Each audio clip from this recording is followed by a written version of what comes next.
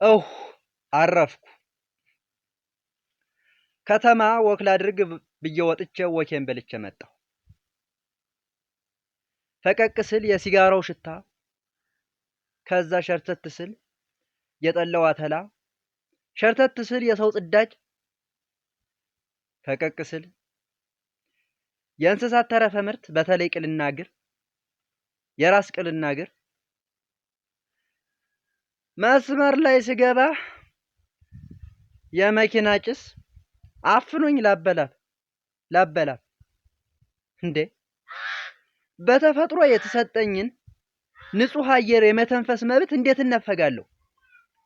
ቆይ እሺ፣ በዚህ መጥፎ ሽታ ታፍኜ ቢያመኝ ህይወቴ ቢያልፍ እንደ ወዲያው እንኳን አያሳልፍም።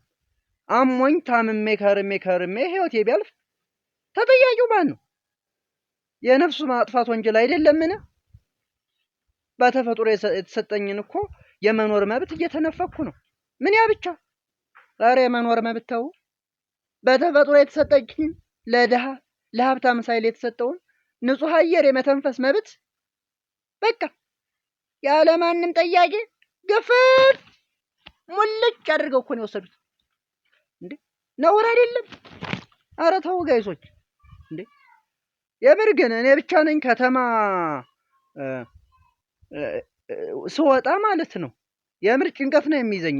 ሙሉ ታፍኜ ነው በቃ እፍን ነው የምልህ። በቃ አልችልም። ንጹህ አየር አላገኝም። ከተማ ሄጄ ንጹህ አየር አላገኝም። የምሬን ነው።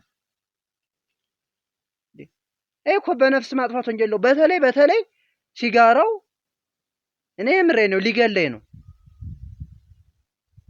ሲጋራው ማለት ነው የሲጋራ ጭስ አንዱ ላይ ያጨሳል እንዴ!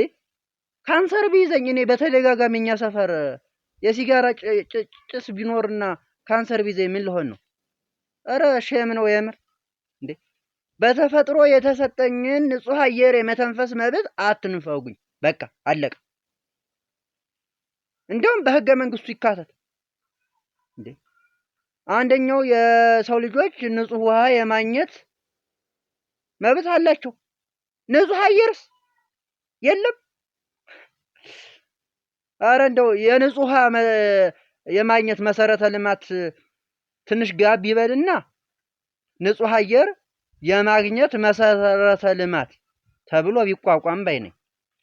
ሞት ነው እኮ እንዴ! እኔ አሁን ገጠር ውጣ ነው ያለኝ። ያው አሁን በስንት ጣሙ ገጠር ወጥቼ ንጹህ አየር እየተነፈስኩ ነው። ከነዚህ በቃ አሪፍ ከሆኑ እጽዋቶች በቃ ኦክሲጅን እየሳብኩ ማለት ነው። በቃ ፍሪ እንዴ! የምር በህገ መንግስቱ ይካተትልን እያላችሁ ኮሜንት ላይ ጻፉ። ህገ መንግስቱ ላይ ንጹህ አየር የመተንፈስ ሰብአዊና ተፈጥሯዊ መብት ተብሎ ይካተት። የሁሉም ዜጋ መብት፣ የድሃ የሀብታም የለ የሁሉም በቃ ማንኛውም ማክበር አለበት።